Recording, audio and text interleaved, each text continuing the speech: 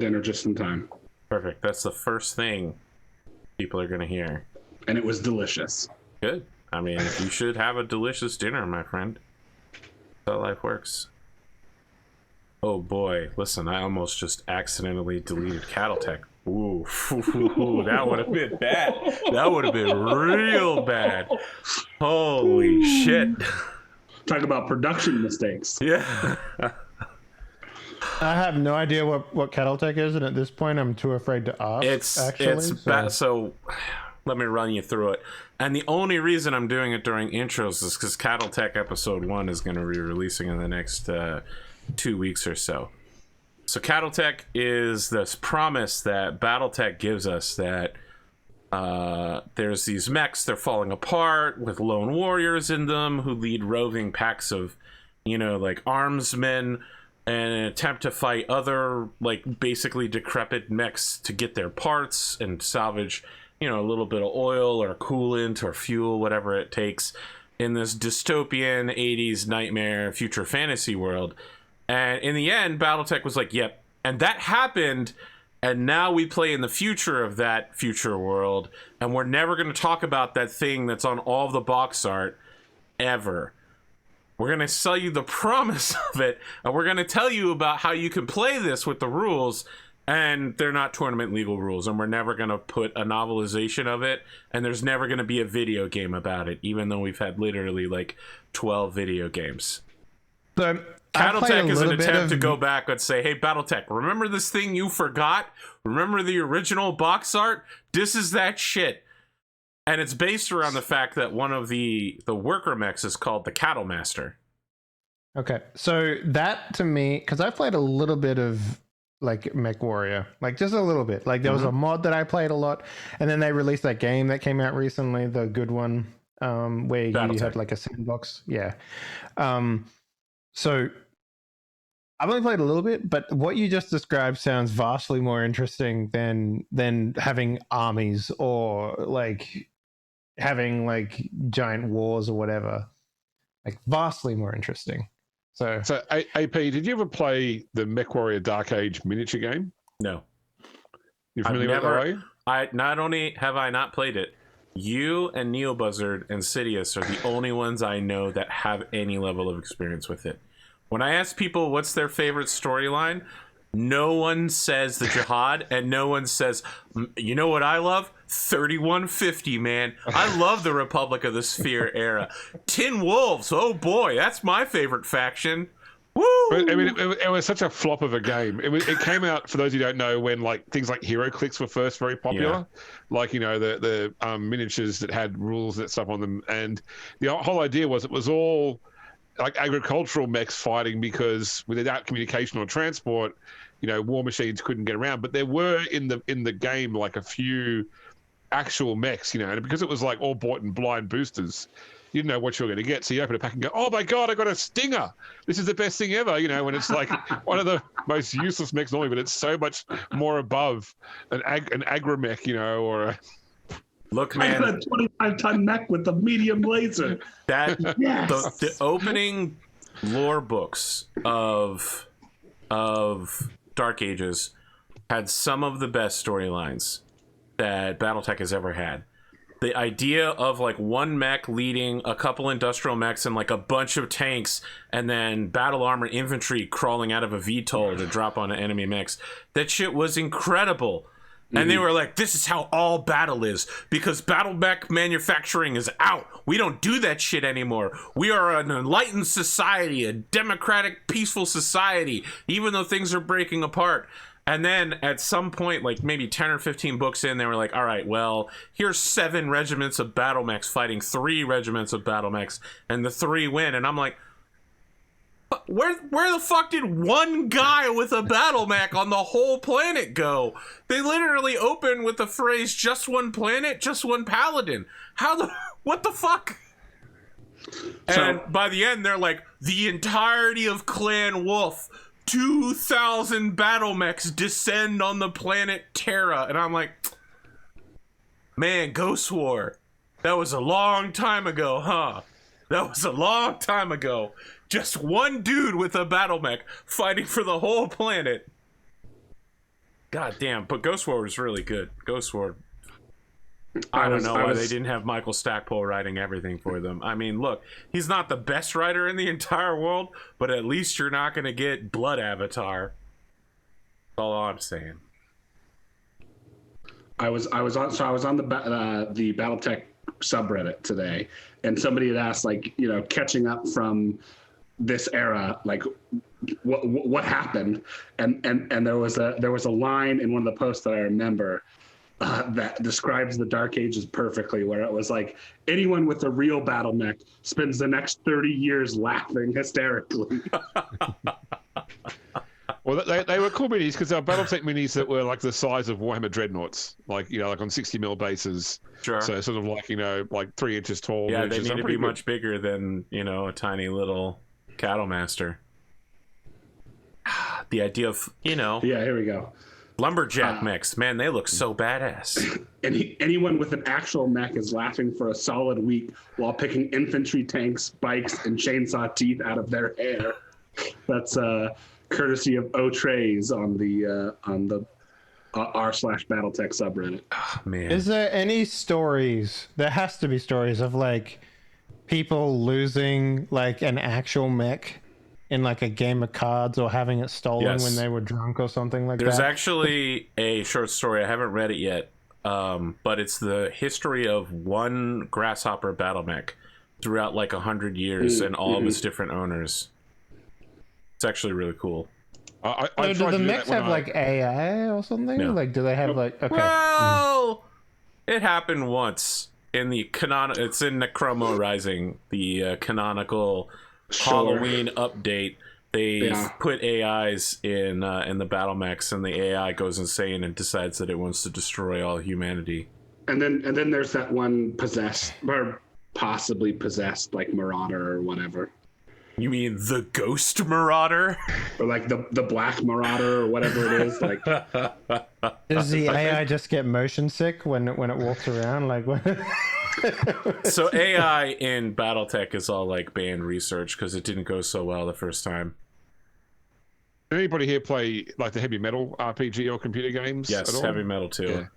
Yeah, because that had the whole thing where like the mechs themselves had these things called black boxes that was sort of like not an artificial intelligence, but like an algorithm engine that if you had the mech for a long time without actually like resetting it, would eventually start to develop idiosyncrasies as the algorithm expanded itself. You know, it was like a learning engine as such.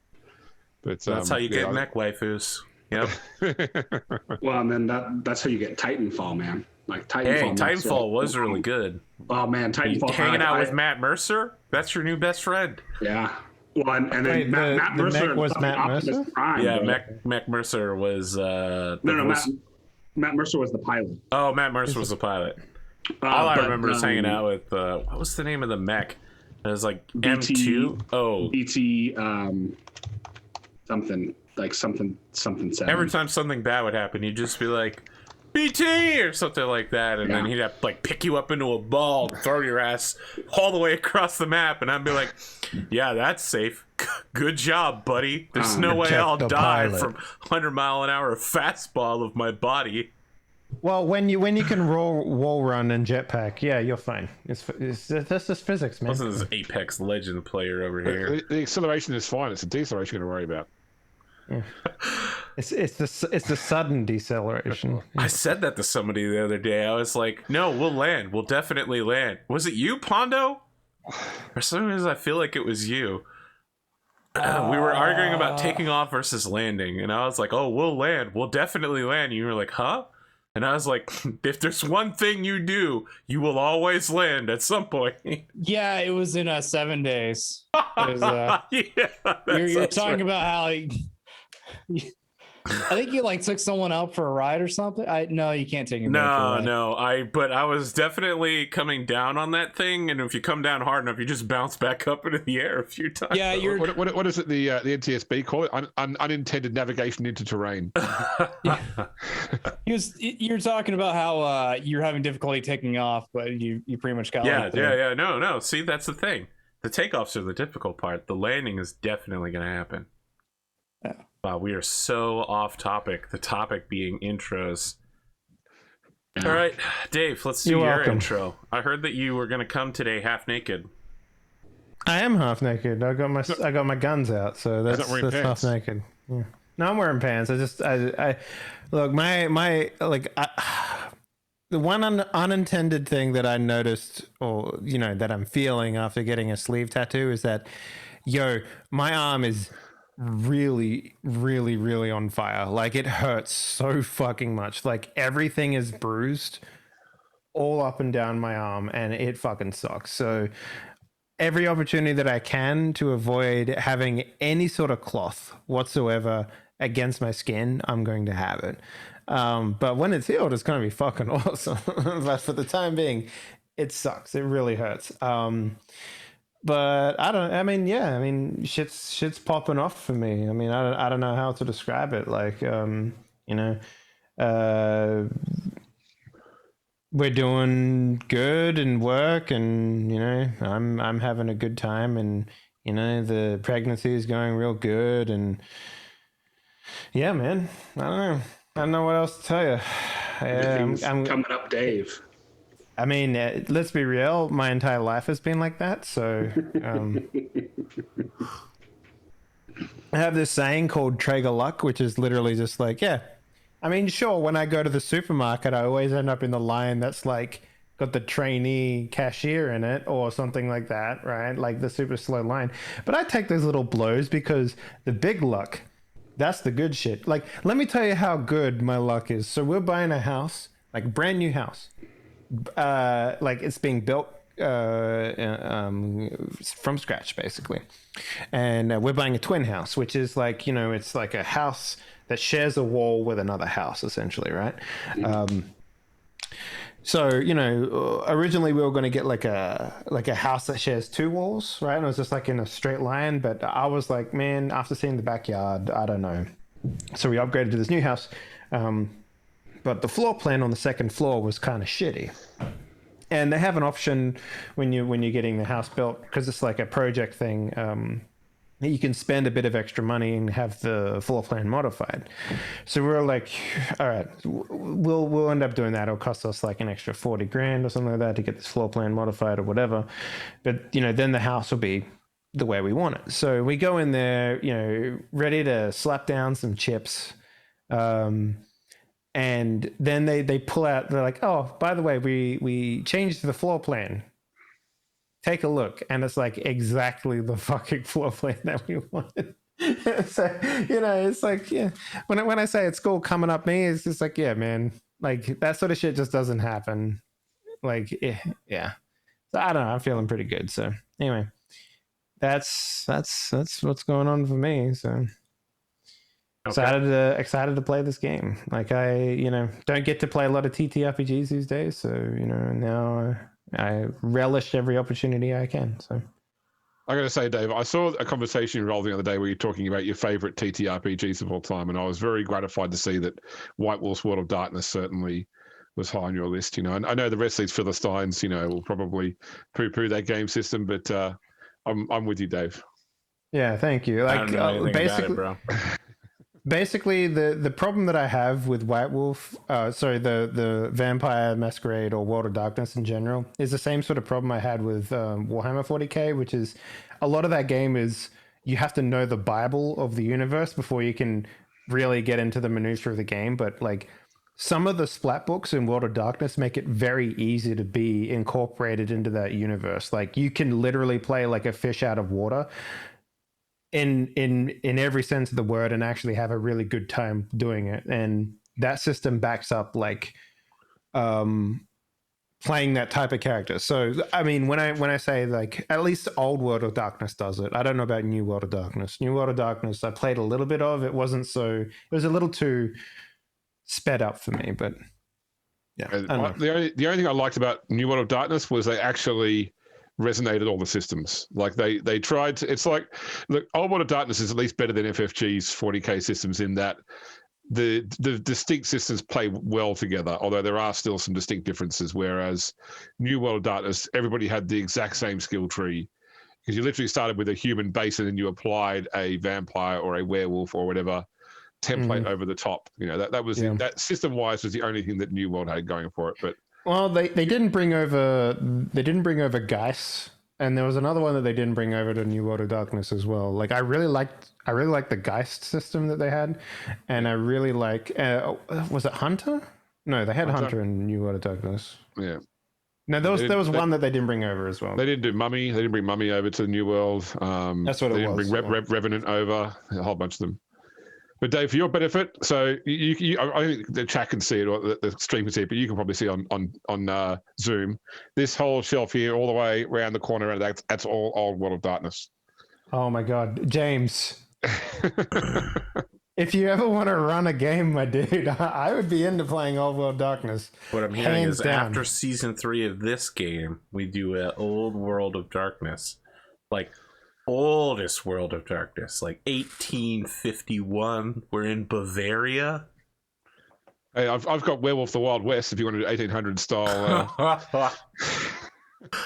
Oh my God. I would literally just be like, all right, I'm a former Northern Union Army officer out to hunt Confederates.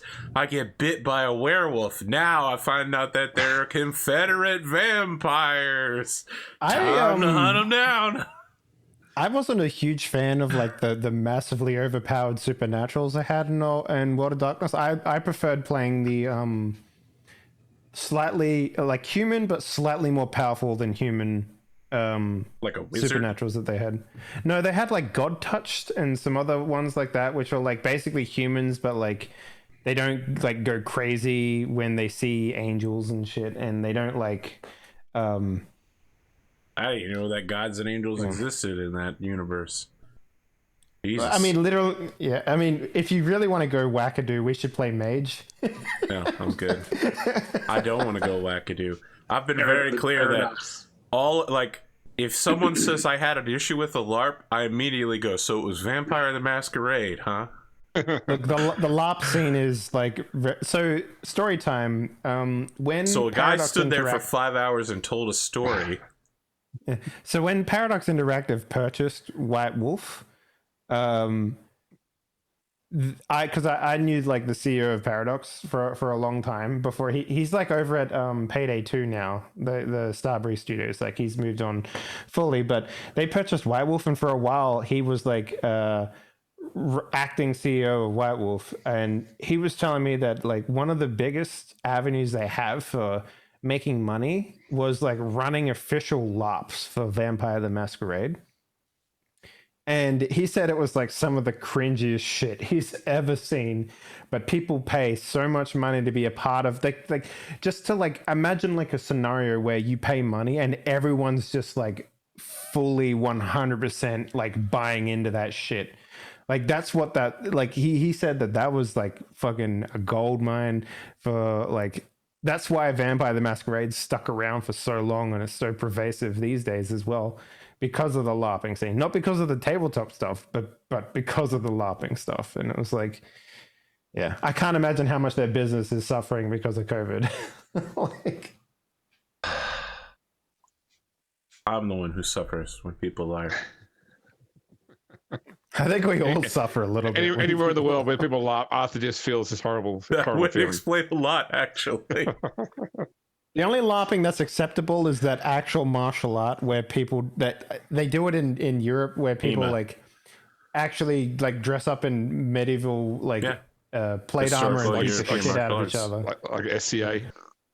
Where they beat the shit out of each other with maces and yep. They just go, yep, all right. No, Europeans don't how's understand. The grass Renaissance taste, fair. little man?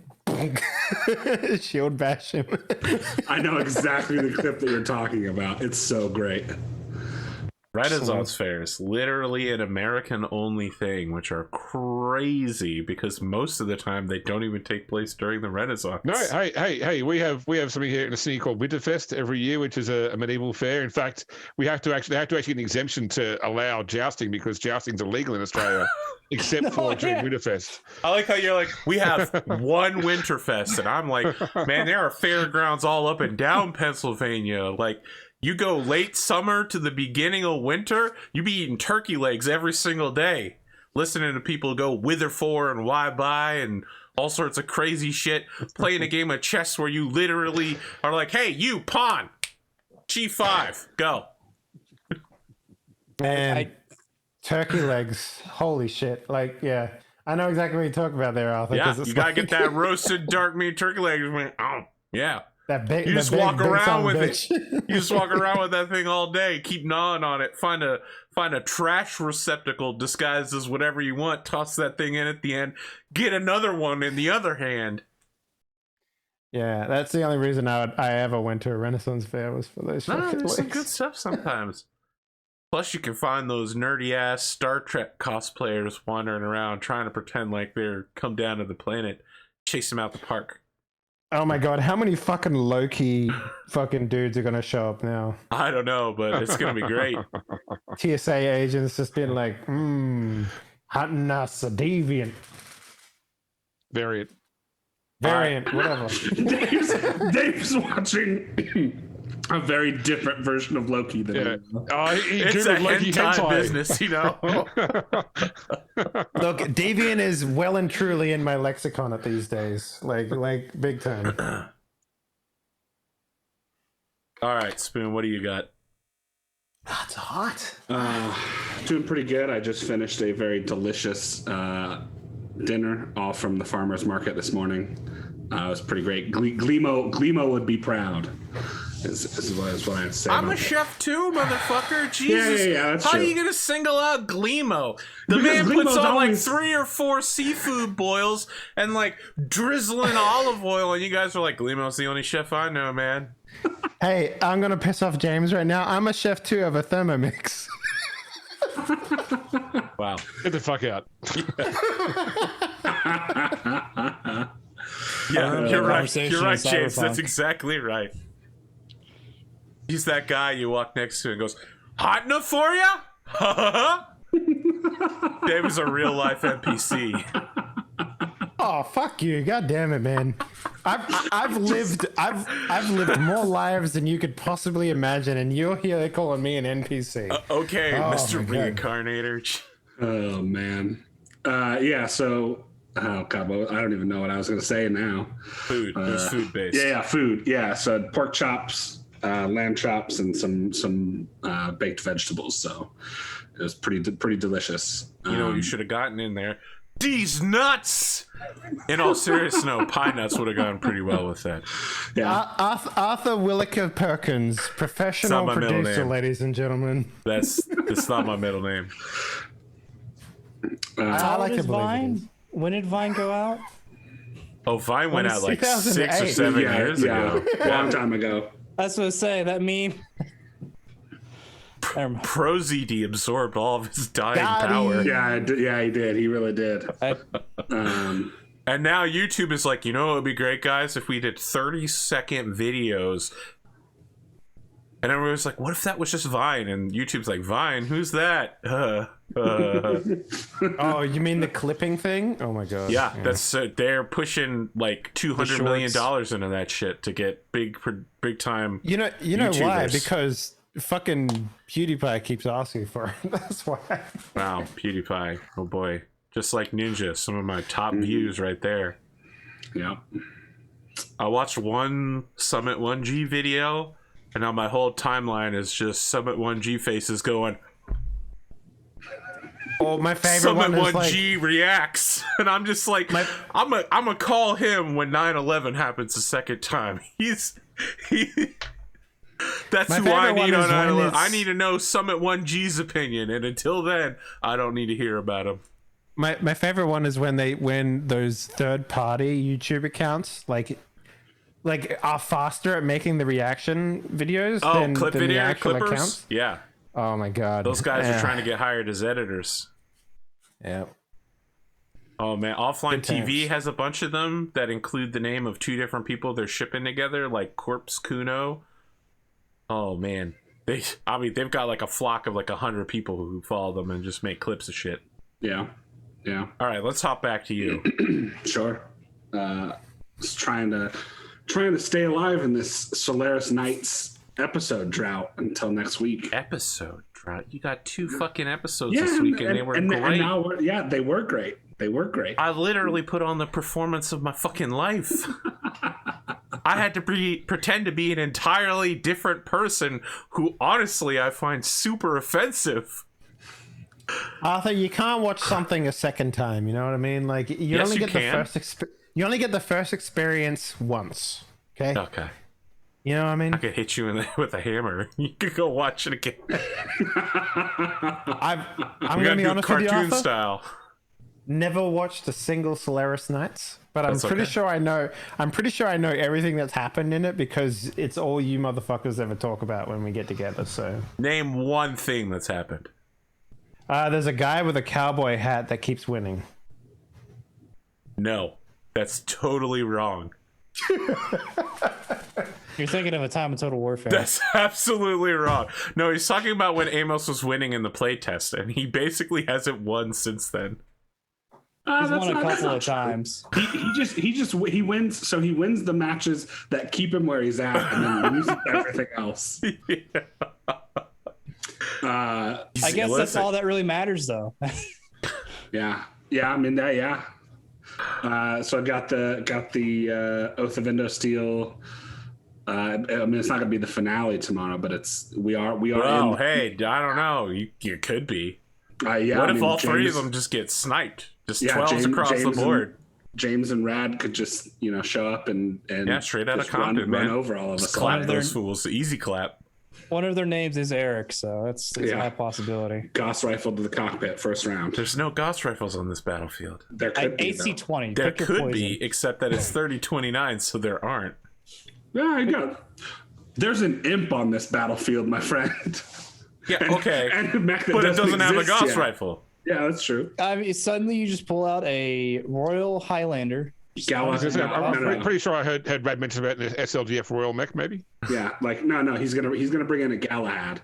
No, here's the thing about Rad. 2 Gauss rifles. He finally made his mech list, and then he put it behind permissions. So I still don't know what's on it. So I was like, I'm just waiting. I've waited 3 weeks to see this mech list, and now he's like, it's done. I'm like, oh, it's done. And then I go to check it, and I'm like, oh, fuck. Google does that by automatically now. You have to go in and actually give people permission. It's really fucking annoying. I no idea why they changed it. Yeah. Used to be like everyone could just see it all the time, unless you made it like private. You had to change it from public to private, but now it's the other way around. So dumb. But have you actually requested access yet, Arthur? I have. Listen, James is up here going qui tasse consentiere videtur. Fucking Latin over here. Jesus. Hate that phrase, motherfucker. You hate a whole language? No, I hate that phrase. This guy. The French took it and made it terrible. That's pretty much it for me. Like, it's been a pretty quiet week. Nothing major going on. Okay. Hondo the Mad. Hi. I really want to play Ranch Simulator with you, but this June patch is like 1/10 of June away from not actually happening. Yeah, I mean, it looks like the June patch is going to be in July, so it's. Is that wait? Is that real? I know. I'm just making a joke. Don't take that seriously. Honestly, I haven't been keeping up with it. I've just been kind of waiting my time with it because I know you want to. Motherfucker, that's actually true. They pushed it to the 15th of July. God damn it. That was complete. Oh no! That was a complete joke. Not serious. From your lips to God's ears. It'd be hilarious. They just posted that just 1 second ago after I said that. Like shit. Due to popular demand. Yeah. My week has been relatively nothing much going on. Yesterday I just posted on Twitter saying, hey, if you want it, I'm doing one-on-one sessions of RPGs that they wanted to do. Like one person's messaged me so far, and it's Tice, who I expected. I've thought about Pretty much I messaging you, counted him but I keep every time I think about messaging you, all I can think of is a troll, and I thought I really shouldn't troll Pondo. I should try and think of something serious, like come up with some off the wall system and say, "Oh, Pondo, let's do this system." And you're like, "But that hasn't been out since the 1980s." Or I was already I mean, like, I'm willing to Pony look Finder, it up and 3 and different find- magical girl styles, the DBZ RPG.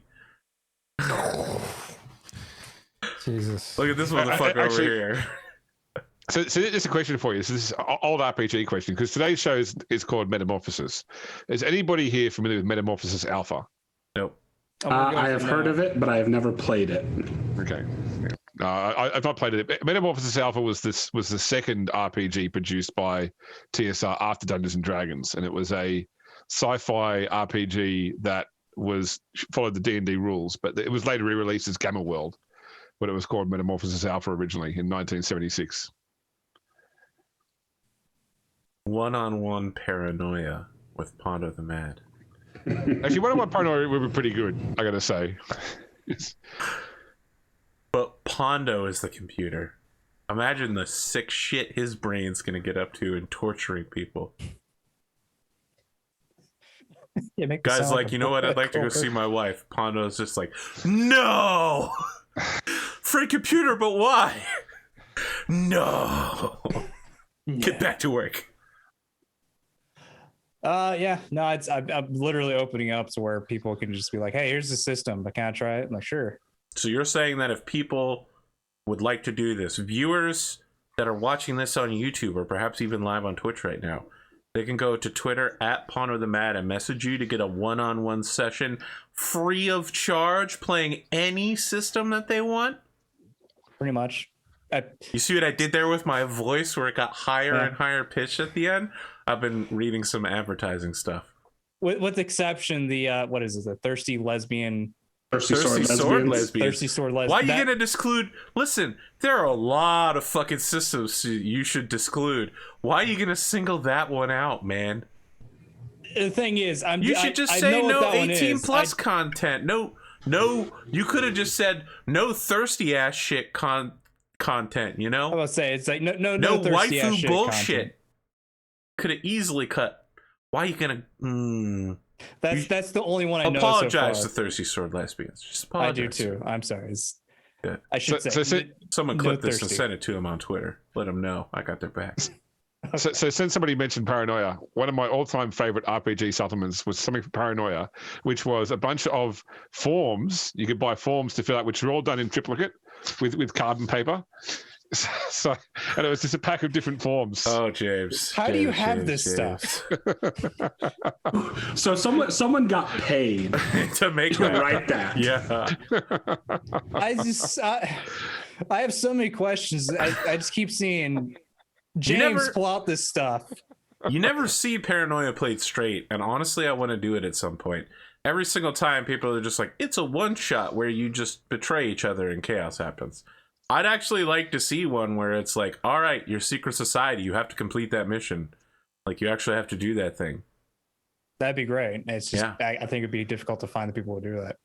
Yes, I think it would is. be. It was intended to be a beer and pretzels game, so yes, but I want to play it serious. I want it to be so serious it'll be like a fucking avant-garde German art film student compilation. You want cold fun, not hot fun.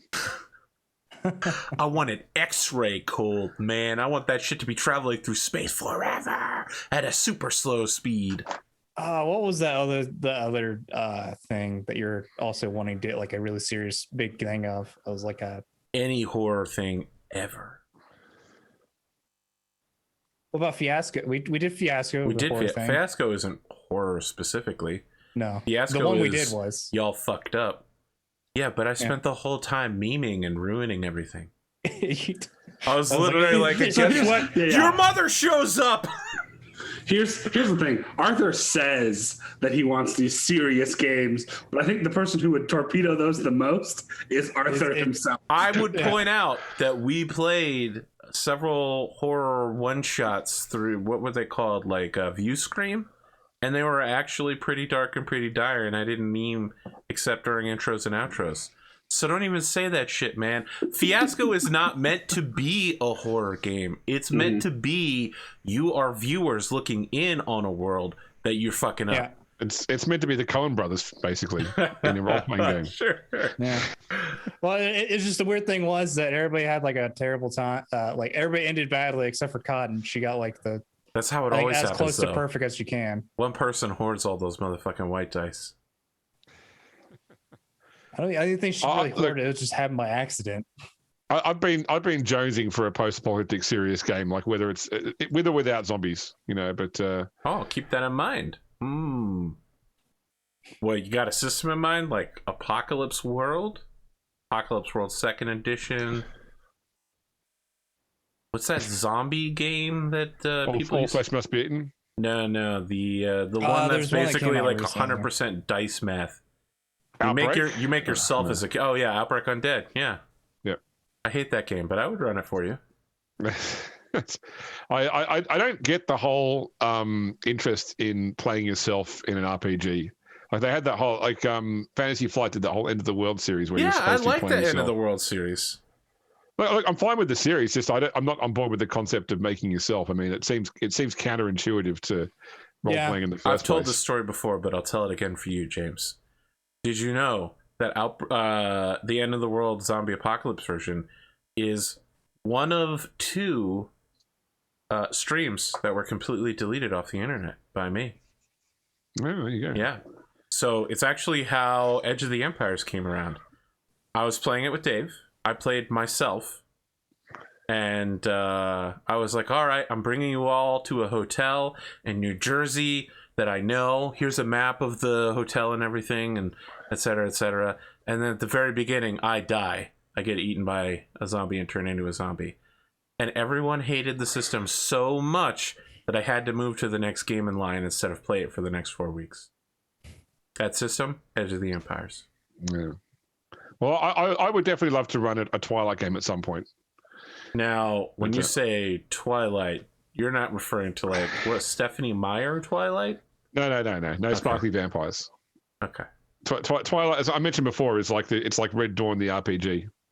So Is it post-apocalypse? Well, I wouldn't say Red Dawn is post-apocalyptic. No, it's post nuclear exchange. So surviving in a post-nuclear exchange world, basically. So governments have collapsed. The military is still active, but nobody knows who they're reporting to. There are 6 presidents of the United States. Yeah. It's like what was the film? The bad Kevin Costner movie, not Waterworld. The Postman. Yeah. Yeah. Don't say The Postman. It's not a bad movie actually. And it's got Tom Petty in it as well. So. Right. I assume it's somewhat like the storyline of Death Stranding, which I don't know a lot about, but seems to involve the president of the United States enslaving that guy from Walking Dead and making him walk a lot. No, Postman is more like a Fallout, like New Vegas. Oh my god! Like, all right, well, New Vegas is very different from is like the survivor. Yeah, and it's like warlords take over as such, individual areas and walled towns of people trying to survive. I'll tell you, James. One of these days, I'm going to play a cyberpunk style game that's more like Johnny Mnemonic than whatever I'm doing. Dolphins hacking your brain, man. That's right. Man, Dave, where are you? Come back, buddy. Who knows? Are you guys moving to Cyberpunk Red after? Or? I have no plans for that yet, but once I get a cast that I think can do Red, we'll be doing the storyline of. Well, it's Dante Fierro opening a competing business to Trauma Team, so it'll be a episodic. Find some scumbag whose Trauma Team card has broken, rescue their ass, and then spend the rest of the week solving your own problems. It's like a medical yes, drama. Like a medical TV drama. show. Yes, Yeah. exactly. That's exactly what I'm going for. Feels like they need to have like 2 teams. One team is responding to Trauma Team card activations to say they can do it better, and the other team is shooting down Trauma Team AV so they can't get there in time. So. That's what I was thinking. Well, this will be the team that's responding to things, not the one that's shooting down Trauma Team AVs. I think that might end with Dante getting squashed real bad almost instantly. Yeah, Sunspirit here has said Rift, and I'm curious because I don't know how long ago that message was, but was he referring to Rift? It was a while ago, yeah. Yeah, it was during Pondo's intro. He was talking about systems that people should play. Yeah, so once again, like Rifts is I absolutely love the setting. I absolutely hate the system. Yes, I as someone who also likes the setting a lot but hates the system, I concur. It's a very I did get the Savage World version of Rifts because it was written by the same guy that wrote one of the Rise is the same person that wrote Rogue Trader. But I dislike Savage Worlds a bit less than I dislike the Platinum system. So it's an improvement, but it's like the turd's no longer steaming, but it's still a turd. I guess fair enough. So, chat, check in with me. What system would hurt Pondo the most to run? Shadowrun. Hurt me the most to run. I was thinking Shadowrun, yeah. Pick an edition that's going to be horrible. Second. Second. All right, Wow. so Unison, Pretty straightforward right there. But that is Arthur, a your good story one. about the zombie game, Yeah. I was literally just like, I know that one. Yeah, I know you know that one because you and Virgil united in your hatred of it. Playing yourself sucks. You guys hated sucks. every part of it. It sucked because I was like, I would just leave. I'd be like, all right, bye. I think you did do exactly that. Yeah. Also, I would totally be the guy that would hide the bite. Like, I know, and you for some reason you said all game masters would, and I was like, I don't. what are you gonna do? Die? No, you're gonna live. You're gonna try and live as long as you can. Anyway. If you're hiding the bite, you know that you're already dead. Well, you don't know that. You don't know how this specifically that system was like. You don't know how zombies work. That's exactly what someone who would hide the bite would say. Yes, exactly. It goes, oh, it's not gonna get me. It's not gonna get me. We don't know how this works. Man, there's some fucking anti-vaxxer sentiment echoing through this conversation. Wait, no, we don't know how it you- works. I'm strong. I'm young and I'm strong. Every other person turns into a zombie, but not this. So here's the thing. Here's the thing, right? Zombies happen, okay?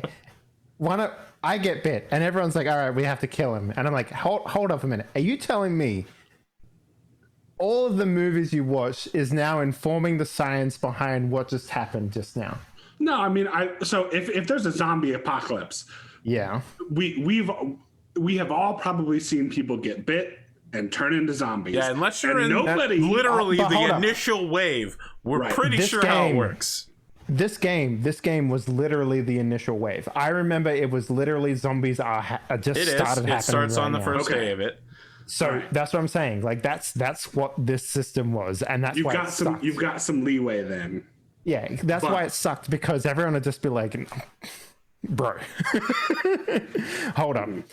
Also, the other thing that pisses me off about this system is kind of like, is it in a world where zombie movies exist, or is it not in a world where zombie movies exist? You know, like what are we dealing with here? Like these are legitimate questions that this system was just like, So, all I know is I played one session of All Flesh Must Be Eaten where we played ourselves in our own town, and the game dissolved after we spent an hour arguing over the best way to get from point A to point B over which roads to take, because we actually knew the roads involved, and it's like we're You're gonna take the I-95 on a Friday during a zombie apocalypse? What are you, crazy? Obviously, you have to take 495. yeah. Somebody else is like, but I don't want to cut around Wilmington. What are you, an idiot? You gotta take the straight path. And then somebody else is like, highways? No, you gotta avoid them altogether. We Yeah, gotta cut take your back roads. I'm Anyone just keep got a hearing horse? Somebody Series else more goes, and more. but this is Australia. This is just convincing me that to not run the system as yourselves. No, never do it. It sucks. Play as a character that you can a trap. play because, yeah. It's All not right, fun. James. What post-apocalyptic system did you want to play? Actually, that is more a genre I want to run than I want to play. You want to run it? Yeah. Fine. What system do you want to run? As I said, I would love to get Twilight going well. Like one of the Twilight systems. I'll have to take a look at it. Did they ever make a role-playing game? RPG. I've actually never read them. Did they ever make an RPG game in the BioShock universe? No. Because I would love to play a TTRPG in like a BioShock, like under the ocean kind of like Rapture, post-apocalyptic Rapture sort of. Yeah. So you sound like you want to get into that Soma shit. So wouldn't post-apocalyptic Raptor just be Raptor with all the water just flowed in, just flooded Raptor essentially? It's Soma, man. It's still Soma. Everything you're saying is Soma. I'm just nah, Soma's really different from BioShock. So AP Twilight 2000 was the original RPG, which is only built around playing the military people in post World War III, which is it's from the 80s, so it really does feel like an RPG from the 80s.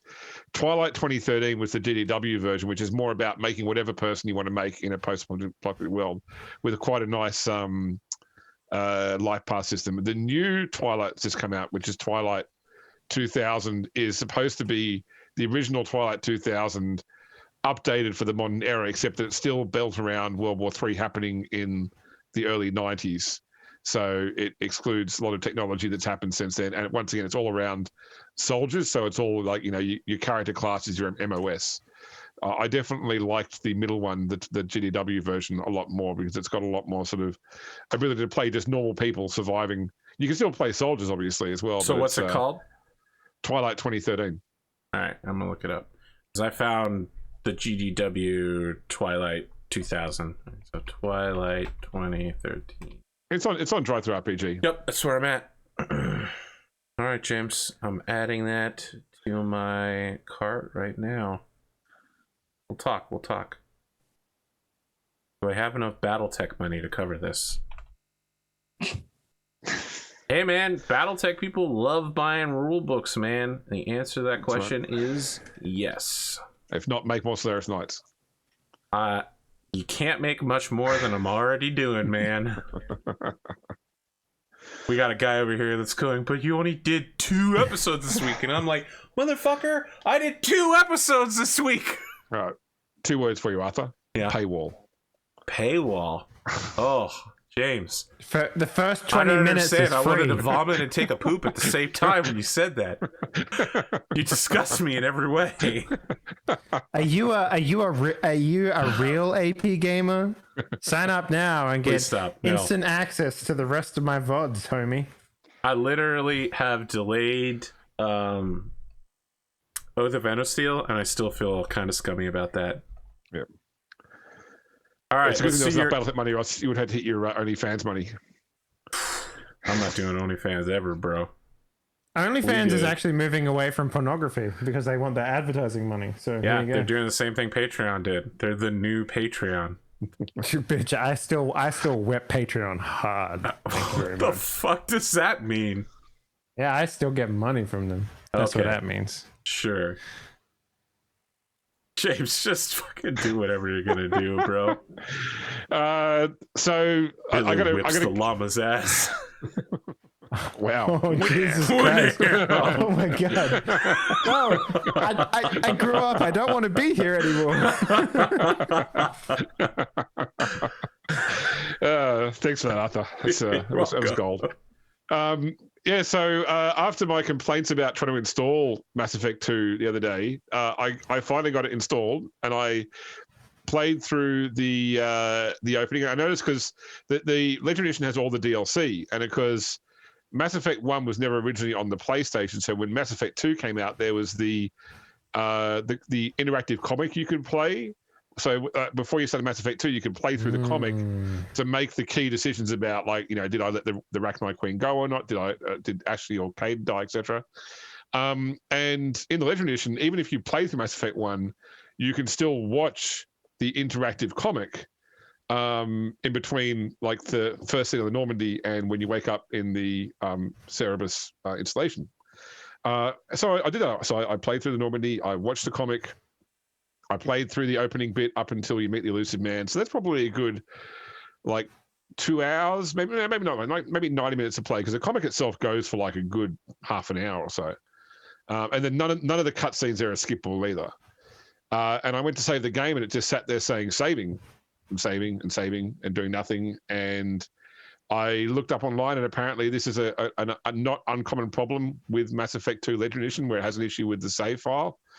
And the only option is to turn off the machine, which I did. And when I restarted it, no save game, had to start all over again from scratch.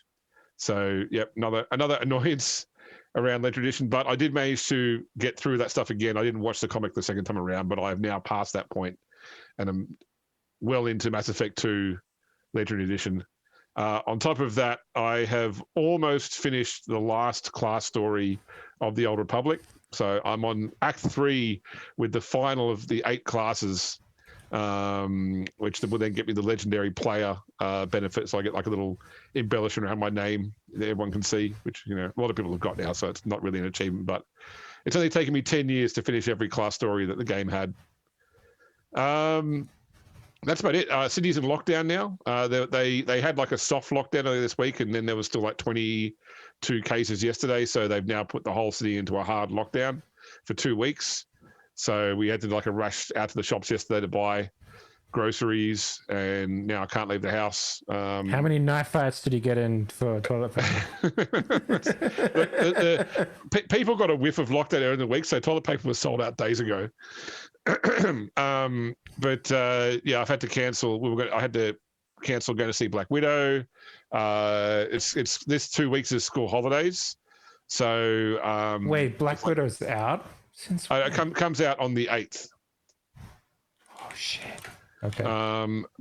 So we had plans to take the kids to the zoo. We had my son's doing a soccer clinic. My daughter was doing gymnastics. All that's been cancelled. All that can happen is my wife can still work because she's a nurse. So I've now got 2 weeks sitting in with my kids, but at least I'll try and get my my Space Wolves painted in that time. Hey man, World of Darkness every day. I think we can make that happen, right? Like... Well, I actually had like 3 face-to-face RPGs planned over these 2 weeks as well, which have all been canned now as well. So, although one of those might move to online, I'm not sure yet. That's my Star Wars game. Ooh. But yeah, it's been a couple of days, so I think we'll handle it. It's just, yeah, it's not going to involve homeschooling, which was the killer last year. We just really hated homeschooling, but if it gets us through, it gets us through it. And I get my first vaccine shot in a week's time as well, so feeling good about that. You won't be feeling good after it though. Well, it depends. It hits some. My wife got absolutely no effects at all from the Pfizer shot. So, is that the single dose or the double dose? Like I know that. Oh, no, they're saying it's 3 doses now, right? There's something like that. So it's double dose, and then they're saying we're probably going to need booster shots. I don't think there's so aside from the Johnson & Johnson, there's not a single shot in production currently. I know the Novavax vaccine is a single shot, but it's not, and they have contracts to make vaccine, but I don't think they've gone into production yet. Right. We've only got Pfizer and AstraZeneca here, and AstraZeneca keeps killing people. So they're most people are waiting for. Well, there's been a number of blood clot incidences that have happened to people that have had. I shouldn't say that. That's probably a poor way to describe it, but right. Yeah, a lot of people are waiting to get Pfizer rather than rushing to get AstraZeneca. That's for sure. And like, yeah, so AstraZeneca, which is, I believe, the Johnson & Johnson here in the States, are basically the same vaccine. They've had I think like 1 in every, I don't know what the exact statistics are, but there is it's not massive, but there is a issue with some people having very dangerous blood clots with it. Yeah, it seems to be worse in younger people. So if you're under 50 now, you're supposed to wait for Pfizer in Australia. They're only giving AZ to people over 50. Yeah, I've heard that it's like there's like a heart warning now or something like that goes along with every one of these vaccinations now and shit. So I'm vaccinated, so it's like too late. I'll join you soon. I'll be there soon. All right, that's my intro. Arthur, do you want to clip it? I just have to say, James, I don't know how much you know about the mega game Watch the Skies, but I would love for you to play the President of the United States one day. Oh shit! I would want to man. see how you did that. I think I have heard of this. What is it again? It's a mega game. The version. XCOM. Yeah, it's XCOM. It's the nations of Earth are being attacked by aliens, and they have to rally together or not to deal with it. And so some of the players play aliens, some of the players play the various nations of Earth, and then one or more groups play like news agencies that are the only official way to get news from other countries. But each country has like 3 people in it. Like there's like a Or lead more, scientist and America gets the most. They had some big, I think it was an Australian conference, or maybe it was the United Kingdom, where the American guy wore like a 10-gallon hat and had like 4 dudes in sunglasses following him everywhere. That was their only job on the team, was to just follow the president around. I would just think, James, I would really love to see you as the president of America with all that military power in your hands. So there was a series. Sorry to go off another diatribe. I'll be very quick though. There was a series of games that ran at conventions here in Australia, written by someone who used to play my Dark Heresy campaign. That was called A Colder War, and they were sort of like live action convention games. And the setting was basically post World War II. Everybody goes after space flight. So the Russians get space flight, the British get space flight, the Americans get space flight, all the various sort of world governments get space flight, and then somebody invents a space. I can't remember what it was, like space folding or some form of fast and light travel. So you've now got like the post World War II political climate of the Cold War combined with everybody now expanding out into the universe, and everybody sort of played, even though it was like a convention LARP. Because the same sort of group of 300 or so people came to all the conventions, you could pretty much guarantee if you played a Cold War at the convention, you would play the same character, and the story continued from convention to convention. So over the course of like the 10 years it sort of ran through a whole storyline, and I was playing it at the very start as the British Prime Minister, and having a really great time with this. And then there was one convention I couldn't go to, but the person running the game still needed the British PM to appear in that game. So they got someone else to play the character for that particular session. And I'd spent the entire like 3 or 4 games before that, over the course of 2 years, like making sure that Britain stood alone, rebuffing every, sort of offer of allyship or attempt to subvert the British way. And then this person who played that role for one session rolled over on everything, and pretty much like Britain got absorbed into another faction. I'm like, that's it, I'm done with this game. But I still followed the progress of the game. But it was a lot of fun to sort of play like a faction leader like that in a very political game that had the whole sort of space flight and aliens mechanic as well.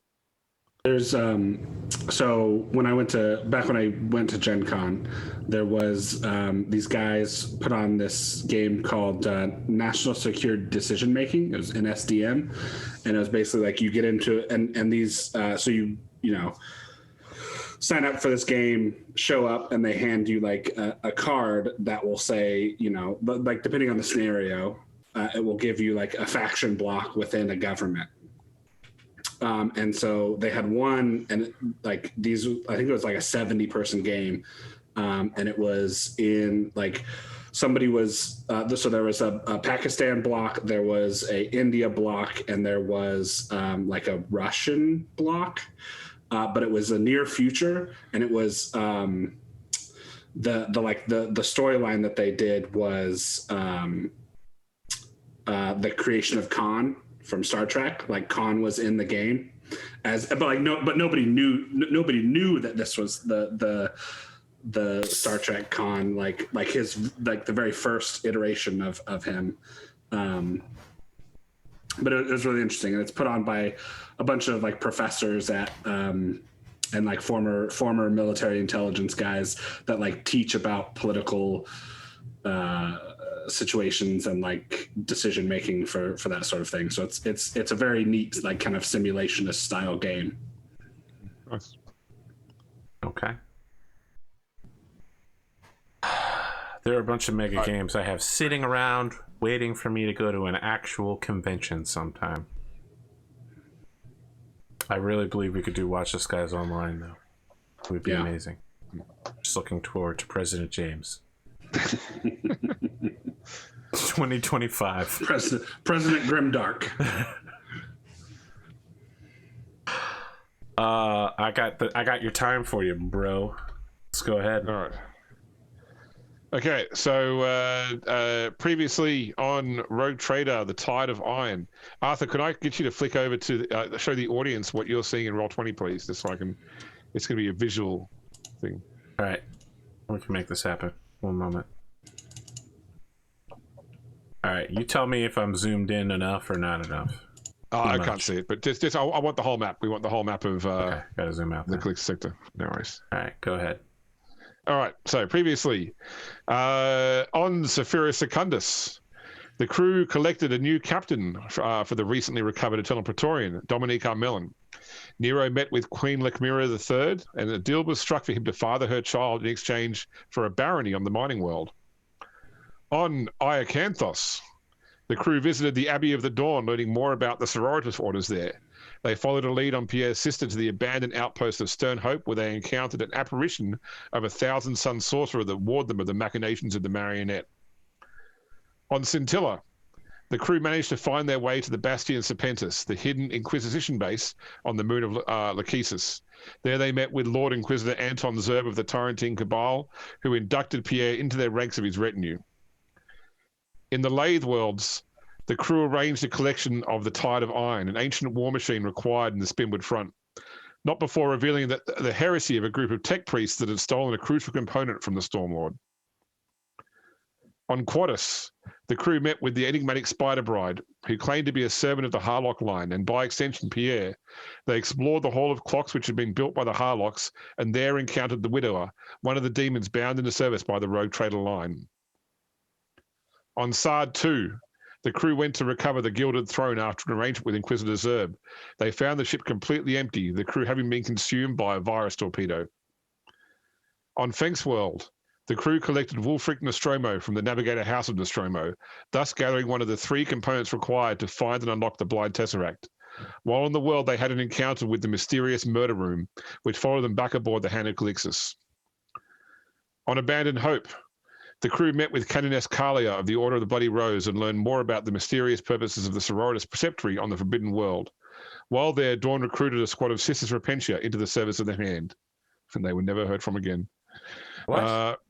Well, we still have them. I know, we just never use them though. That's all. I mean, they fought on Kalf. Yeah, they did too. Speaking of which, on Kalf, the crew delivered the Tide of Iron to the Astra Militarum force on the planet. They stayed on long enough to drive off the Orc threat for the planet, including attacking the war boss's cruiser in orbit, slaying the war boss. On Sanophia, the crew investigated Harlock's folly, coming across Inquisition Cell 17 in the process. They discovered Pierre's sister had been there years before and had encountered another demon bound to the Harlocks. Returning to Scintilla, the group investigated the misshipment of goods, turning out a cult of corn worshippers beneath one of the forges of Gunmetal City. Before leaving the capital world, Pierre recruited 3 naval ships temporarily to his flotilla to help in the battle ahead. And finally, at Port Wanda, which is off the map, the crew met with the naval forces to prepare for an assault on the Moor.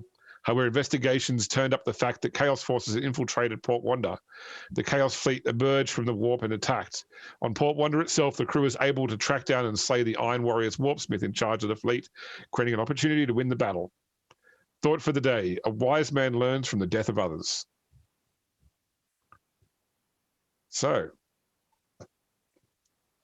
I think the last thing that had happened had been that you had, I'm moving on the right spot, had just slain the Iron Warrior's warpsmith. Pierre was unconscious, horribly wounded. I think that what was your situation, Dawn? Were you still up and about? Yeah, I was up and about, but was. That's right. You're on -1. You've taken 1 wound. -1. Yeah. Mhm. So Dawn is badly injured. How's Nero looking? Is he perfectly fine? Oh, I'm so glad you asked. Let me walk you through. Maybe go to Adrian first, and then I'll walk you through how Nero's doing. Okay. Well, I mean, Adrian's got like a ship around him, so he's pretty much okay. At the moment, also in the ship. Mm-hmm. So let me talk you through what Nero's like. So Wonderwall is still playing out of the speakers of this beautiful war machine that we're in, and we see Henrietta get a tap on the shoulder as someone just like grabs her. Everything goes into slow motion as Nero and Henrietta are Baywatch running with medkits from inside the war machine. You could see Nero's like pointing at Ivy and going, and but there's no sound. There's no sound. It's just the sound of Wonderwall playing acoustically. Mm-hmm. As Nero intentionally does a really long skateboarder knee pad slide towards Dawn with the medkit and is like, "Are you okay?" Just out of curiosity, James, can you perform Medicaid on yourself? You certainly can. I just like wave him off then if that's the possibility. No, if you're okay, then Nero literally snatches you up and is like, "The captain needs help right now." Like Wonderwall stops playing, we snap back into full regular motion. He's like, "Look, the captain is bleeding out literally inches from you. Over here." I'm not bleeding out. I'm perfectly I thought you were like -4 and on fire and dying. Am I wrong about that? No, I'm off fire, but the fire cauterized my wounds. I'm just dying. Okay. He's dying and covered in fire retardant foam. Yeah. So I'll walk over to the Lord Captain. Because I'm like -1, right? So I assume there's some sort of like cool limp. So you like or something like that, and then I'll do the Emperor's.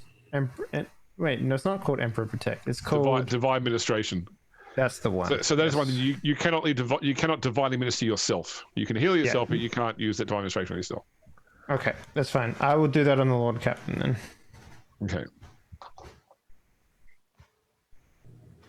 So you need to make a Medicaid roll at +20. Yep. Okay. That's been a fate point. I have, yep. 6.6. There we go. So he will get back your intelligence bonus plus your willpower bonus in wounds. So he'll get 10. 10. Yeah, 10 back. There you go. 10. And you also he also gets fatigue back, I believe, as well. Oh, yes. Yeah. So would that put me at 9. Wait, is it 10 from healing? Yeah, you were at -1, weren't you? I'm at -6. Oh, -6. Okay, so that puts you on 4. Sorry. Okay, so it does work. And that's all I need. and you Sorry, can't you can't Medicaid again, right? No. Okay. Then I will set to getting myself in working order then. And I don't have any more fatigue, right? That's no, fine. if you had it removes all of your fatigue, I believe. So I mean, I was at full fatigue. That's why I was. yeah, so I'm pretty sure it removes all fatigue, but I could be wrong there actually. There's also Wally, who has suffered near mortal wounds as well from being thrown from the exploding. Yeah, but that's why I was Okay. gesturing to Ivy to bring him over. Oh, okay, no worries. Yeah. Oh, then I would definitely do Wally first, for sure. Before the captain? No, before me. himself. Okay, Before himself. good. Okay. Yeah. He's a hero. He So- deserves it. He survived 2 explosions from a melting. Yeah. So is this like something I have to divine administration as well, or like? Oh no, how you does can that- just heal him. You know, like you'll still even without divine administration, they get back your intelligence bonus in points. Oh, okay. Yeah. How much hit points does an NPC have? Like, is it the same as a person? Or like, Yeah, so 'cause I know they like, have he, fate points. So yeah, he had 12 and he has 12 and no fate points, and he took like 10 from the explosion. So 11, he took 11. Exactly one not enough to kill him. okay, well I'll medicate him then. Yeah. So Nice. plus 20.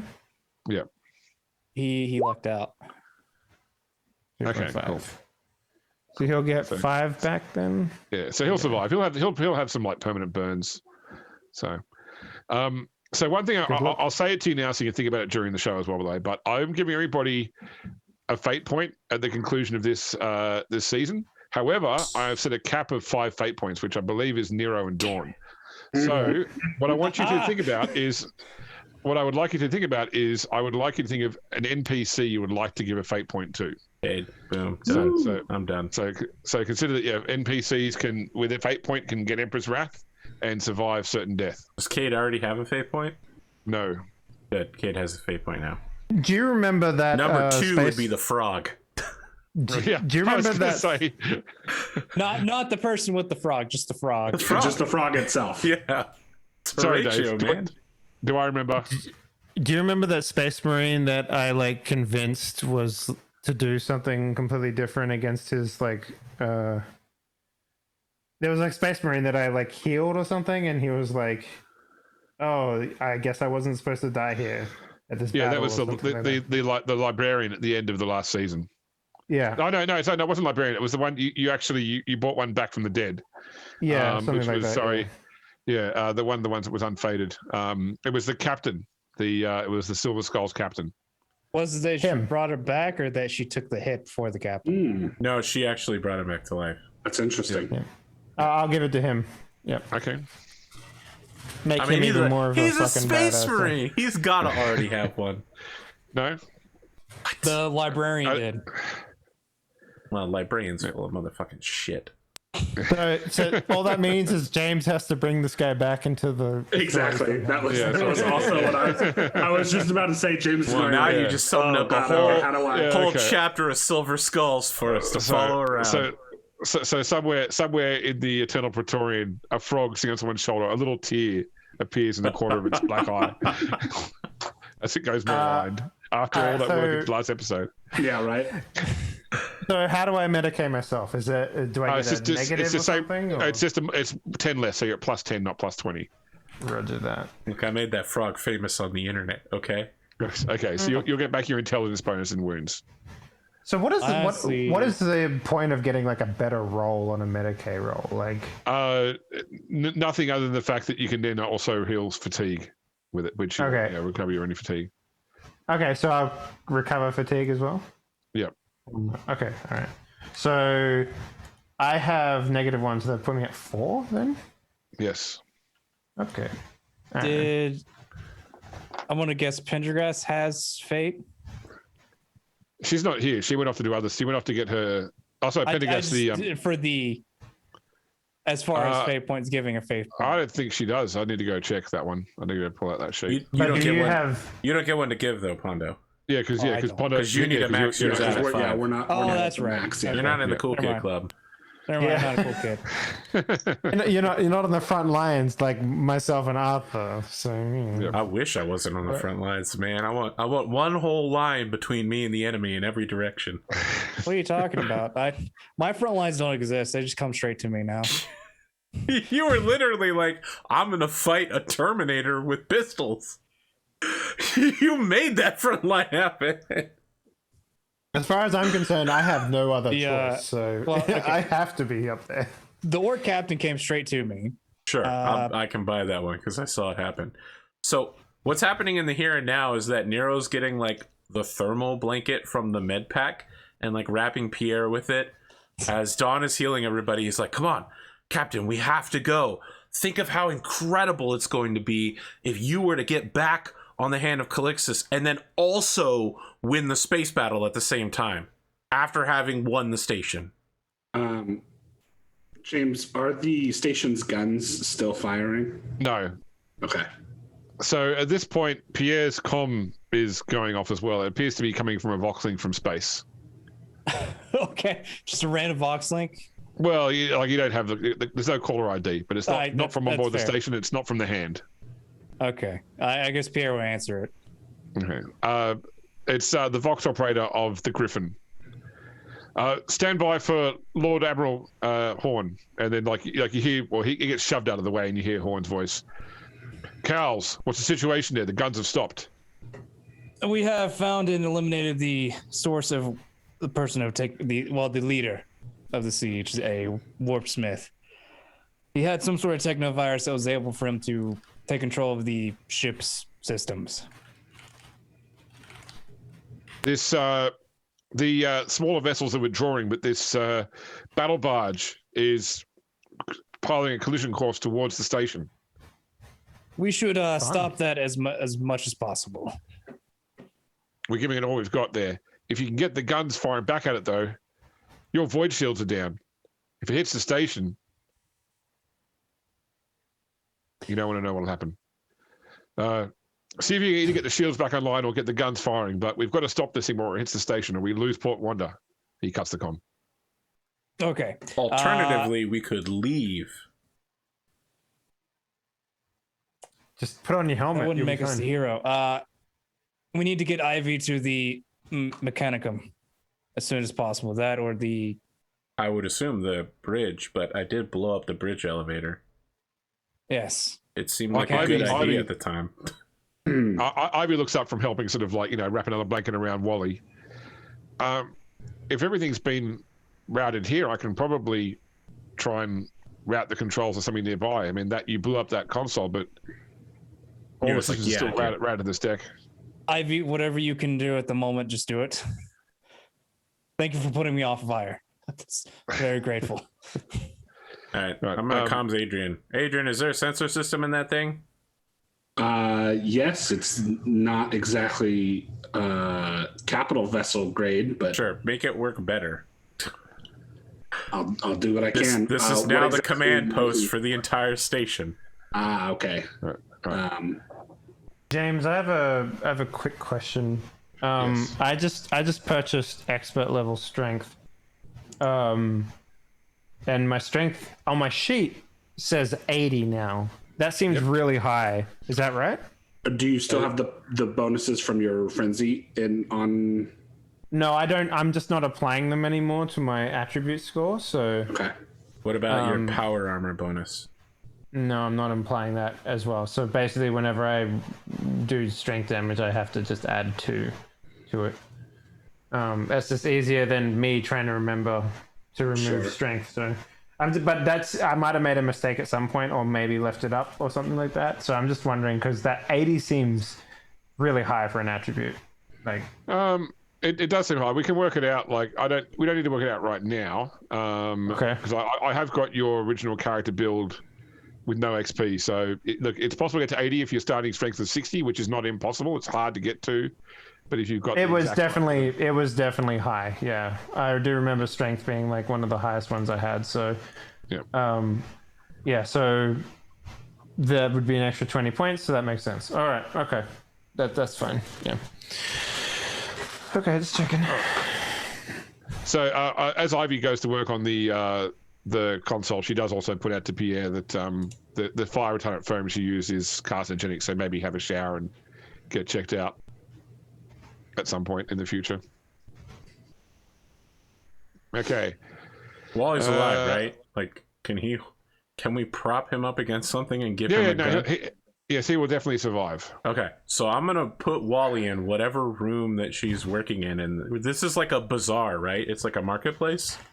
Yes. So I assume she's in like a storefront, and I'm gonna like put him up against a rack on the floor with like a rifle and just be like, if anyone walks through that door that isn't us, shoot them.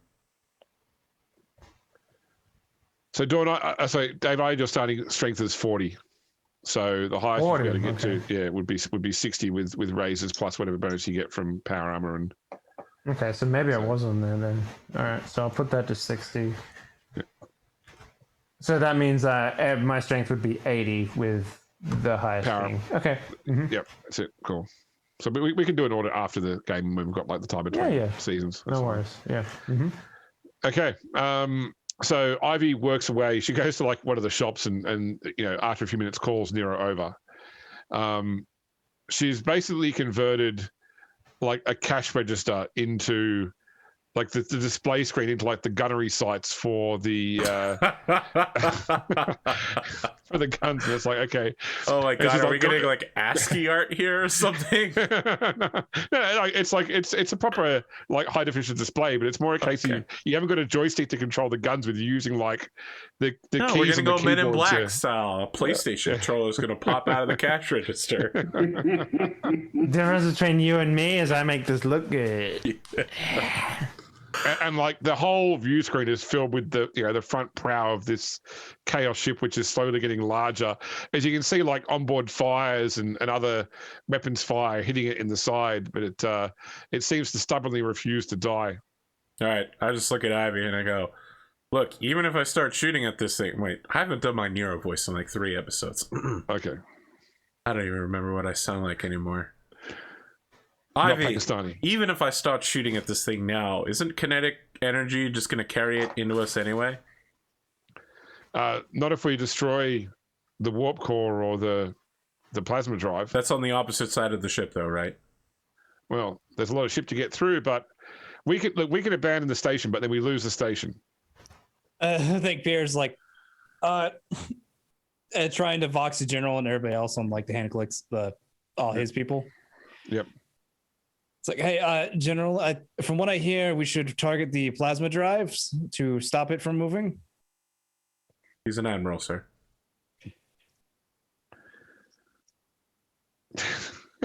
Yeah, that's pretty much what they're doing at the moment. But they could use Okay. You call him and tell him how to do his job. Like literally the most basic precept of naval warfare. That's right. Are you admirals planning? Yeah. You like, promote good, a man to excellent. Commodore and he thinks he knows how to run a naval engagement. I think sir, I'm a Pierre's meatball just squad. out of it at the moment. After Shouldn't even be getting this man coffee. Yeah, I don't know. I'm gonna aim to like precision shoot, hit the same place over and over again with as many.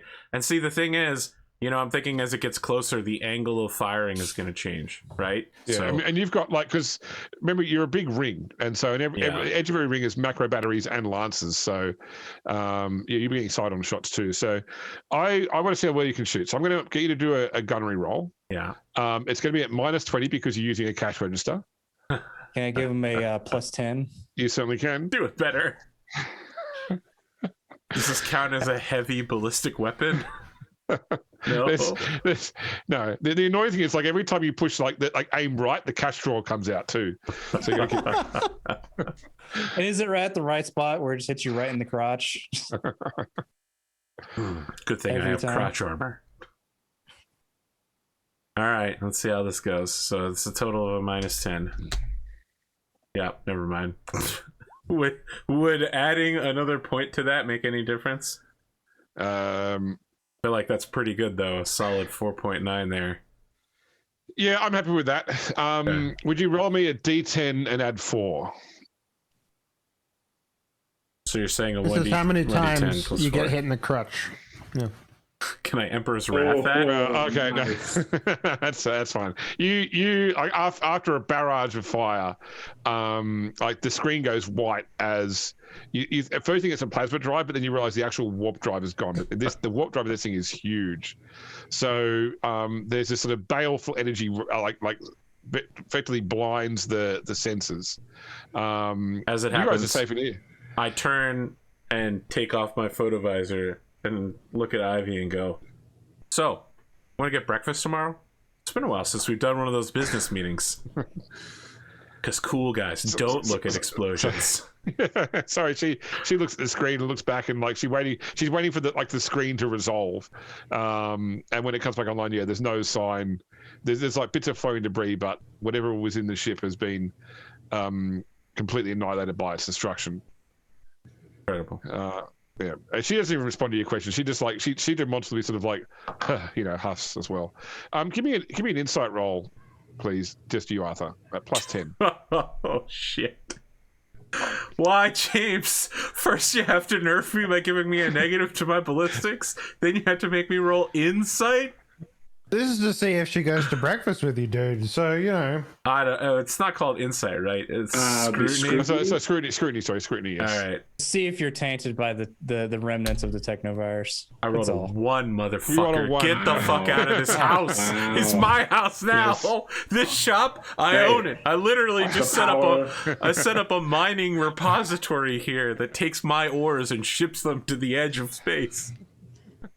Okay, so Ivy has like become weaker since when you speaking her outside, like whether she had to interface with this circuit and somehow the technovirus was still around, but it's like she's taken definitely fatigue and she sort of sits down and is a bit out of it as well. All right. Didn't I bridal carry somebody last episode? You did, yes. Yo, it was Rosen. All right. Yeah. I scoop her up and carry her out to Dawn, and I was just like, Dawn, something's happened to her. I'm literally like, there's like blood pouring out of my ears, and I'm just like, what? All right, I use American Sign Language to indicate to Dawn that something is wrong with Ivy. This is a British culture. I use International Imperium Sign Language, the IISL. Okay. So is she like fatigued or something? Yeah, look, at the end of the day, she's just mentally taxed, so she just needs a break. That's all. Like, you know, I think you can't heal someone's way out of being tired, so to speak. So I think watch me, bitch. Adrian like flicks on the speakers of Lucky 13 is like, I believe now would be a good time to return to the Hand of Calixis. Maybe. I love the idea that the God Emperor like cracks a Red Bull and pours it into like Ivy's mouth. It's just like, I have to tell you, wings. Adrian, it's not a wise idea for us to abandon this location now that all of the station's functions flow through it. I don't know if it's all of it, but it was an okay. access How point. about the important ones, the guns and the shields? If we abandon this location, what if some random idiot comes over? What if a heretic comes over? I think we need to double down Ivy here. says, I can, if you want to return, I can stay here and... How about we open the hangar doors and have, you know, troops and other people come over and take over here? Yeah, and that sounds like a good idea. Do that. Henriette chimes in. Well, there is apparently still that Chaos war machine wandering around the station as well. Like, the one that I blew up partially. Yeah, I imagine if the Admiral can land forces, they can deal with that. Yeah, Don, you get partial credit for it. I literally could not have done it without you. I slap her bicep and go, look at those guns, guys. Don's been doing some real work today. Man, Don, tomorrow we're going to have to torture so many potential heretics on this station. You realize that, right? Like, we're going to have to go through literally everyone on the station. You mean it? Why do we have to do this? I mean... Don't we have a mission elsewhere? Maybe. We do. You know, I was thinking, like, it would be fun. Mm. Also, it'd be good for the Imperium. Agreed. We do have a mission, but can't we at least have a victory party for the whole fleet, plus like a Lieutenant Avando memorial service? He gave his life in service to the Imperium. You know what I remember most about Lieutenant Alonso was he was so weak. He was dying on the floor, and I turned to Arando, and I said, "Can you use this, son?" As I handed him a sword, and he said, "Yes, I can." Isn't that really the Imperium spirit, sir? Yes, I can. That's why I'll never forget Lieutenant Avocado.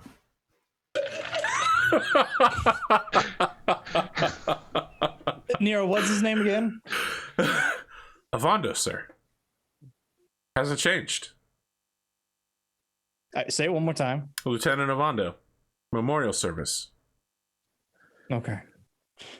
Yep, right. I'll never forget Lieutenant Am I the only one that Aronkar. heard avocado? Henriette sort of like, you see her near you, Spoon. Oh, you're still on the ship. So you see her like she's like reading off some stuff from her own data link, and she sort of sits down. A blown up ship. Looking a bit shocked. Yeah. Yeah. So yeah, I think at this point I feel like Adrian landed the ship. He just hasn't got out yet. So, but you had to like crush a number of market stalls because there was no landing pad in here. But yeah, for sure. You know, they can build. There better be a proximity warning on those sensors, man. You get out of this thing, it better be like warning, approaching xenomorph. Warning, approaching cabbage stand. And he'll go over to Henriette and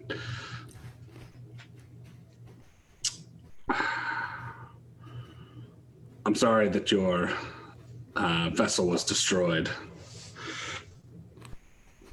but I'm glad you were not on it and still have the chance to extract vengeance. And or date me. Dawn, shh. I hand her some ration popcorn. We open it noisily. It's like she whisper start. She looks up and like she really has anything to say. Like, you know, you said everything needs to be said, acknowledging it. You know, so she just sort of nods and goes back to her thoughts for the moment. But you know, like there's the implied thank you in the look she gives you. Yeah, but you know, by the same token, she doesn't expect you to stand here and placate her. You know, she knows stuff's got to happen. You know, she's just thinking through, like, she's got obviously going through the what next in her head. All right. I kneel down. Is this more of a like, I'm sad because I lost my friends, or is this a I'm sad because I lost my post? Like, so the one thing that she was saying, like Adrian didn't know say, but when she first responded to it, she said they're gone rather than it's gone. So she seems to have sort of gone to the concept of the crew before the ship. Okay. All right, I kneel down next to Pierre and go, "Sir, this is my tactical suggestion for what's happening right now. I think we need to leave Ivy, Henrietta, and the rest of the beat crew. That's Rosen and Wally, and anybody else that's a named NPC that we don't need. Leave them here to protect Ivy. Leave Henrietta in charge because she's a captain and she knows what to do. The rest of us jet back to our ship so you can dramatically win the fleet victory." Also, there's going to be a lot of things to loot out there, and the Navy can't claim salvage on all of it. It's heretical loot, though. Yeah, well, you know what spends just as well heretically? Credits. Throne gelt, sir, and I bet you there's a lot of it on those ships. Why would ships be carrying throne gelt? I assume they have needs too, Adrian. What am I, Professor Chaos? How do you think they get supplies and stuff? You think they just magically appear? What is this, the warp? I heard that the heretics just eat each other, basically, and that's how those they are sustain reavers. themselves. And she's not completely incorrect. Okay. And also chaos. They feed off chaos. You know what they're going to need out there? Salvage rights. Okay? You want to slice up all that ceramium, adamantium, ceram. I don't know what the fuck it's called. There's going to be a lot of salvage rights out there that we can claim. Either way, do you want to wait here with the B team, or you want to get out there back to the ship and look Commodore-y? And I take the thermal blanket I've covered him with and I fashion it into a little cape that looks fashionable. As much as I agree with Nero, as I have already suggested that we return to the Hand. Incredible that I managed to steal your plane.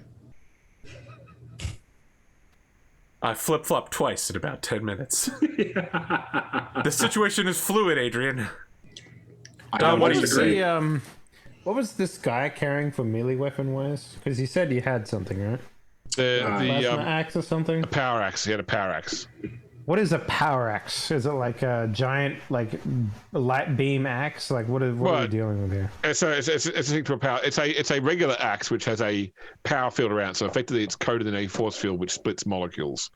So it is basically an axe with a very high penetration and the ability to like not be destroyed by the power weapons. You don't want to parry that thing. Oh, I mean, I didn't. Yeah. So what do you need to wield it? It's a regular melee weapon. Universal. Oh.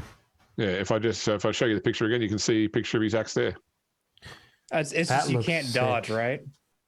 It's unwieldy, which means it's -10 to parry.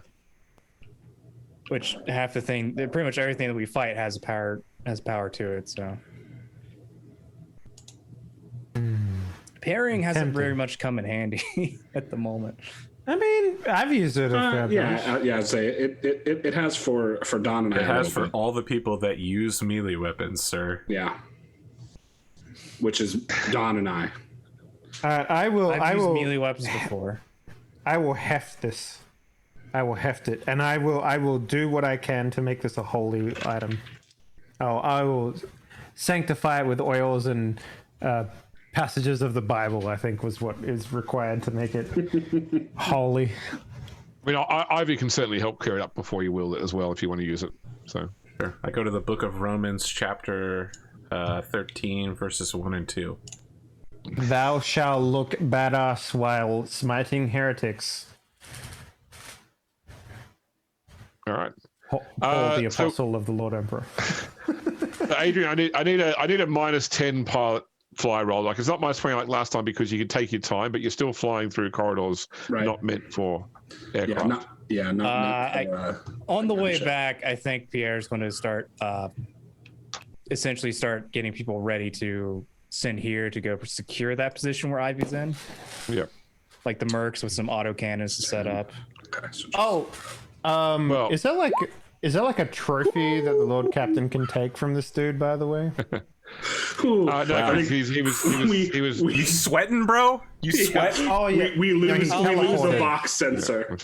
I'm gonna look funny if I try to take heretic weapons as trophies. All right, I'll take Xenos all day. Heretics. Wait, whoa, sir. What? We have a secret throne treasure vault aboard the Gilded Throne, right? Is that the one? I mean, no. This guy teleported away, so he might have taken his stuff with him. So. Remember we killed him and he got pulled back into the warp. Yeah. Don't we have a trophy room though? Am I wrong? In the Gilded Throne. Yeah, exactly. That's what I'm saying. Yeah, we could collect some of the other weapons. Iron Warrior stuff to display. Right, they've been effectively. There is some bits around, but they've been effectively gibbed by heavy autocannon fire. You know, but actually, is the guy who got I shot helmets or chunks of armor? Is the guy who I shot with the Inferno pistol? Is there anything salvageable with that I could use? Yeah, there's just a big hole through him. Oh, okay. Get the Boba Fett helmet, you know, hanging on your wall, and everyone's like, "Oh shit! I bet that was a real character right there." I think Pierre just stumbles over with his like burning blade, just unceremoniously, just kind of chops the head off, like saws the head off. Guy appears one time on the show and spawns 3 spin-off TV series. Not a single line of dialogue. So you're taking the helmet and the head. You're not just going to take the helmet off him as a trophy. What is that smell, not knowing how to take it off, and then he's just going to figure out how to get the head out from there. Okay. Yeah. All right. I think Nero just goes in there and is just like, "Sir, that's disgusting." Just fucking rips the head out. Thank you. Come on, sir. That's not sanitary at all. Barbaric. You know, I really don't care at the moment, and he deserved a much worse death. No, I think death is pretty bad, sir. It could be more painful. I look at the hull of Inferno pistol. I'm pretty sure he died immediately. Not as slow. Sir, the human head remains intact for about 4 minutes after decapitation, so he was definitely suffering privately in his brain for quite a while afterwards. Good. All right, I'm glad that makes you feel better. Get on the fucking gunship. Okay, Excuse me? It's I just pick him up like I have everybody else so far and get him on the gunship. it's the ride back. There's certainly a few instances where you might want to fill out a near miss form after the flight back to the landing bay. You do see when you get back to the landing bay that one of your shuttles is in there, Cade's waiting there with Nero's weapons. All right, I just golf bag it right out. Just start slinging them over my body while walking to a golf cart. This is in the shuttle bay of the. He brought them across to the station. Oh, I didn't know that we had. Okay, I'm like, all right, get back in the shuttle, Cade. We're going home. Okay, give me that bolter. You don't want to help take care of the giant war machine? I would love to, sir. Are you going to leave me here with a platoon of troops to do so? Maybe a large tank? Well, there's a whole bunch of troops have arrived that the Navy has sent over to try and deal with this. All right. At that point, I'm like, all right. I just pull out the missile tube, the cracked missiles I have. I'm like, come on, Cade. We got to go tank hunting. It's Jaeger Nero, time. from this point, you can be on vacation. Oh, man. but, sir, all of the ship's hospitality services are down. As the comedic laugh track plays, Zero's like, "Oh." All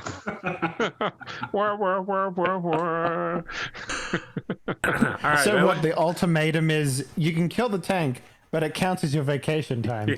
Like, all right. I find 2 sets of troops to go with me, James. The most expendable looking and the dudes with the biggest heavy weapons, and I have both groups come with me. One of those groups is in the front. If you want to accompany him, I wouldn't. You may do so, or you could do what you want. I think I'm coming with you, sir. Okay. Yeah. So most heavy weapons for guard are crew served. So yeah, while there are some heavy bolters, they are more built around like setting it up and bracing it. They can't just sort of fire from the hip. That's why we have the expendable guys to die first. You can probably find there's probably 1 or 2 guys they've sent aboard just in case with melter guns. Yep. Not multi-melter, melter guns. So all right. Yeah, I'm just pointing. I'm like, you're coming with me, and you George is over there. You're with me too. Go on the. We're gonna wander around. Scream loudly if you see a giant walking tank. You find a Lieutenant Roos Acatus who is looking after these men who assigns them to you to deal with this. Thanks, Roos. Bruce Willis. Roos. R-U-U-S, sorry. He used to be a cab driver, but now he's working on the Hand of Calixis. Nero, if you're going to hunt that tank thing that you described earlier, you should probably take a anti-tank. Well, I guess you have your missile launcher. Yeah, he has like a crap ton you're like, of train. You should bring a missile launcher, and I'm literally with Cade loading a cracked missile into it. I was gonna offer you a melter gun, but you already have a anti-tank. I'm actually better with these. Yes. Hopefully it's not like a Stinger missile where it comes out and goes up and then comes down again because you're inside. I've already told you this is the best sniper rifle in the whole game. Yes, you said it to the point where even like it can't be proven otherwise. That's why I got it actually. Conversion beamer. This episode is now called Backblast as the episode. Yeah. Google the rules for a conversion beamer, Arthur. All right. Yeah. It's a recoilless rifle. I'm good. It's basically a disintegration rate which does more damage the further away you are from the target. Oh yeah. I think it caps out at 7d10 is the maximum. All right. What do I need to get a hold of that? Kill a couple omniscience. I'm guessing Custodes. No, they're not. There's an Inquisitor that uses them in the setting. Who uses 2 conversion pistols. Conversion pistols? What the fuck? Where can I get those? Well, apparently, one Inquisitor has 2 of them. I gotta find this Inquisitor and get them both. So, Pierre, as you're flying back to the ship, you're getting like a scrolling report of information coming in from the fleet. So, the remainder of the Chaos Fleet has fled. Apparently, they lost their flagship plus 4 frigates. And the Imperial fleet here lost 3 frigates, but did see heavy damage dealt against ships like the Griffin and some of the other larger ships. Right. Definitely, your actions have saved the Sirius, the Lord Marius Hax, and the Hawk. Were all ships that would have been, effectively your crew managed to cover for them while they got out of range of guns that would have otherwise destroyed them.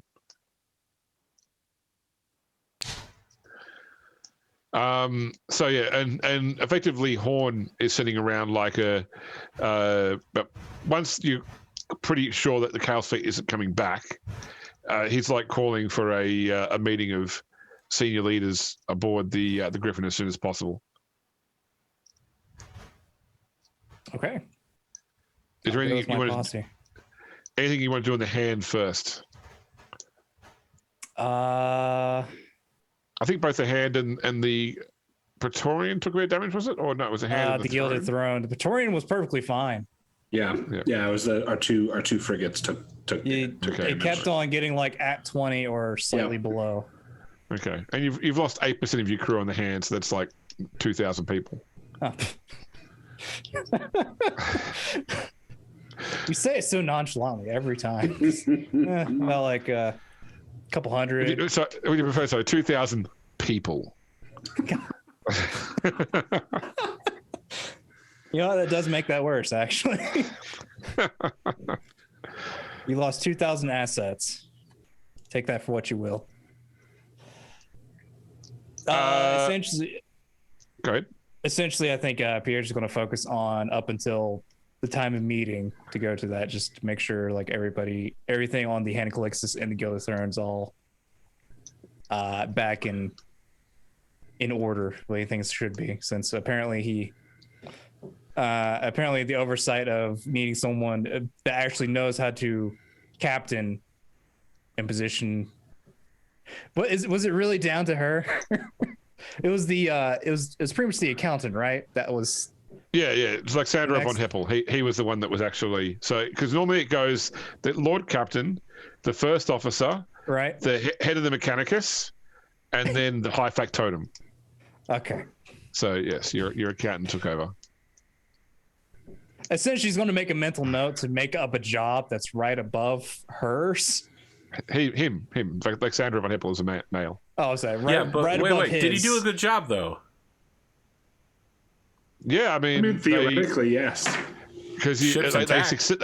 The ship's mostly intact. They succeeded in the action every turn to delay the damage of the Chaos Fleet. So now, what we really need to know, James, is did they fire at half rate or double rate?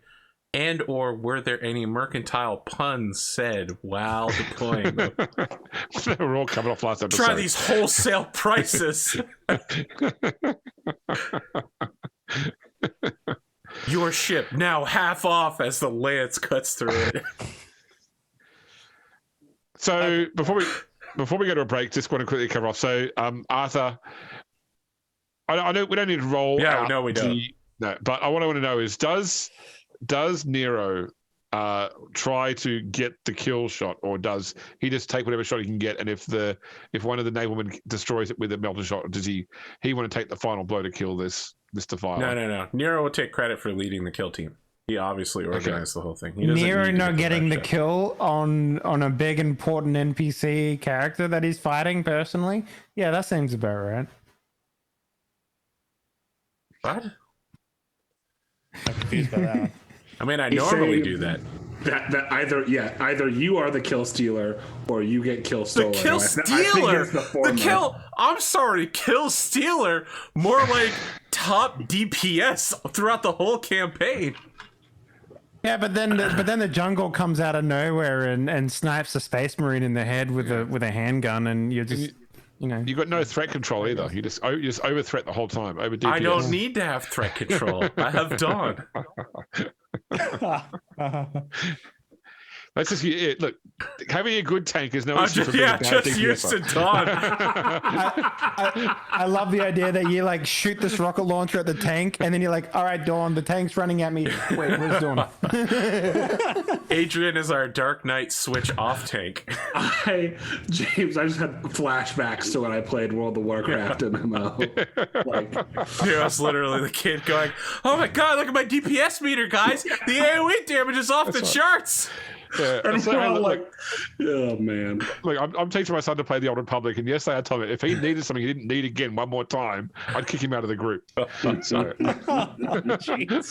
I need it for my second character. The DPS over there going, all right, I'm going to pull this next mob. Yeah, my son's definitely channeling the hunter vibes. Need everything. Yeah. All right, well, I want to take a break, and we'll come back after the break. My goodness, I can't believe we're at the break. But we are. It's actually 10 o'clock.